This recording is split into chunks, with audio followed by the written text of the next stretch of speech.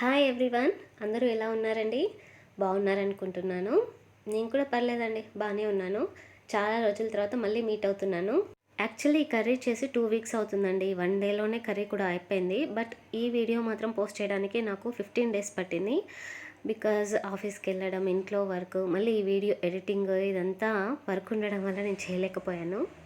Actually videos కూడా కంటిన్యూగా చేయలేకపోతున్నానండి. 6-7 months అవుతుంది నేను మళ్ళీ రీజాయిన్ అయ్యాను జాబ్లో. సో అందుకే వీడియోస్ కూడా నేను రెగ్యులర్గా చేయలేకపోతున్నాను. బట్ మన సబ్స్క్రైబర్స్కి చాలా చాలా థ్యాంక్స్ అండి.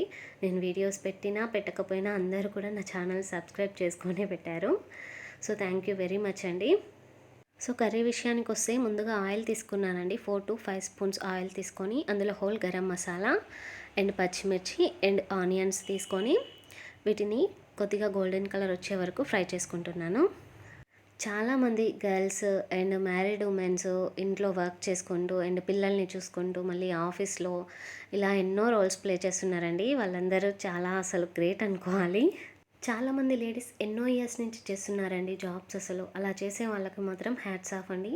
వాళ్ళు ఇంట్లో పిల్లల్ని అండ్ ఫుడ్ ప్రిపరేషన్ అండ్ ఆఫీస్లో ఆ టెన్షన్స్ స్ట్రెస్ ఎలా ఫేస్ చేస్తున్నారో అని గ్రేట్ అండి వాళ్ళు చాలా అసలు.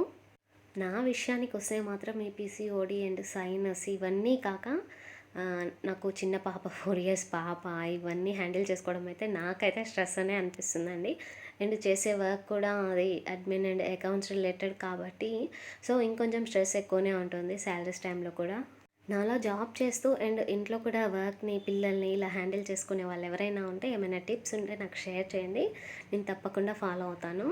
అండ్ ఇక్కడ మన వెల్లుల్లి కాస్త ఫ్రై అయ్యాక ఇందులో కొద్దిగా అల్లం వెల్లుల్లి పేస్ట్ అలాగే అది కూడా కాస్త పచ్చివాసన పోయాక దాంట్లో పసుపు యాడ్ చేసుకున్నానండి. ఇప్పుడు ఆల్రెడీ నీట్గా కడిగి పెట్టుకున్న నాటుకోడి ముక్కల్ని ఇందులో యాడ్ చేస్తున్నాను. ఇవి క్లీన్ చేసేటప్పుడు కాస్త పసుపు వేసి ఒక 5 మినిట్స్ వాటికి మసాజ్ చేసి క్లీన్గా వాష్ చేసి పెట్టుకున్నానండి. లేదంటే మనకి కాస్త స్మెల్ అనేది వస్తుంది. ఏంటో అండి, ఇంట్లో జాబ్ లేకుండా ఉన్నప్పుడేమో జాబ్ ఉంటే బాగుండు అనిపిస్తుంది. జాబ్కి వెళ్తేనేమో ఈ జాబ్ ఎందుకు చేస్తున్నామో హాయిగా తిని ఇంట్లో కూర్చొని ఏ కొరియన్ డ్రామానో చూస్తే అయిపోద్ది కదా అని అనిపిస్తుంది. రీసెంట్గా సలార్ మూవీకి వెళ్ళామండి. ఆఫ్టర్నూన్ షోకి వెళ్ళినప్పుడు మా పాపని తీసుకొని వెళ్ళామనేసి 18 ఇయర్స్ బిలో పిల్లలకి ఎలో చేయమనేసి వాడు రిటర్న్ పంపేశాడు. సో మనం ఊరుకుంటామో ఊరుకోం కదా. నైట్ మళ్ళీ మా పాపకు తినబెట్టి త్వరగా పడుకోబెట్టి మళ్ళీ నైట్ 10:30 షోకి వెళ్ళాం నేను మా హస్బెండ్. సో ఆ మూవీ చూశాక అప్పుడు ఓకే సాటిస్ఫై అండి. బట్ మార్నింగ్ మళ్ళీ ఆఫీస్ ఉంది కదా, సో తప్పకుండా లేవాల్సిందే, చచ్చినట్టు పోవాల్సిందే ఆఫీస్కి. ఇలా నాలా 2 టైమ్స్ సలార్ మూవీకి వెళ్ళిన మమ్మీస్ ఎవరైనా ఉంటే కామెంట్ చేయండి. ఇక్కడ మన నాటుకోడి ముక్కల్ని వాటర్ అంతా ఇంకిపోయేదాకా ముందు ఫ్రై చేసుకున్నానండి. తర్వాత అందులో 4 to 5 స్పూన్స్ దాకా కారం యాడ్ చేశాను. అలాగే కొద్దిగా సాల్ట్ కూడా యాడ్ చేసుకొని మూత పెట్టుకొని ఈ ఉప్పు కారం ముక్కలకి పట్టేలాగా ఫ్రై చేసుకోవాలి లో ఫ్లేమ్లోనే. తర్వాత ఇందులో 1 స్పూన్ దాకా ధనియాల పొడి అలాగే 1 స్పూన్ దాకా గరం మసాలా యాడ్ చేస్తున్నాను. వీటిని ఒకసారి బాగా కలుపుకోవాలి.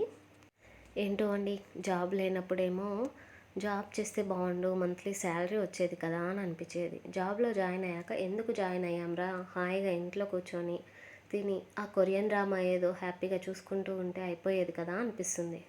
ఇక్కడ కర్రీలోకి ఆల్రెడీ నేను ఒక పక్క హాట్ వాటర్ హీట్ చేసి పెట్టానండి. ఆ హాట్ వాటర్ని ఇందులో యాడ్ చేస్తున్నాను. హాట్ వాటర్ వేయడం వల్ల ఏంటంటే ముక్క టేస్ట్ మారదండి అండ్ తొందరగా కుక్ అయిపోతుంది ముక్క కూడా. ఇప్పుడు 5 to 6 విజిల్స్ వచ్చేదాకా మనం ఇది ఉడికించుకోవాలి. సో ఆల్మోస్ట్ మనకి ముక్క ఉడికిపోయింది. సో ఎప్పుడైనా కుక్కర్లో వండాక మూత తీసాక మళ్ళీ 5 to 10 మినిట్స్ దాకా కుక్ చేసుకోవాలండి. అలా కుక్ చేసుకుంటేనే మనకి కర్రీ అనేది టేస్ట్ వస్తుంది. సో ఇప్పుడు ఒకసారి బాగా కలుపుకొని నేను కూడా మళ్ళీ స్టవ్ ఆన్ చేసుకొని కర్రీ మళ్ళీ ఉడికిస్తున్నాను. ఇక్కడైతే మనకి ముక్క చక్కగా ఉడికిపోయిందండి. జాబ్లో జాయిన్ అయ్యాక యూట్యూబ్ని మాత్రం మిస్ అవుతున్నాను.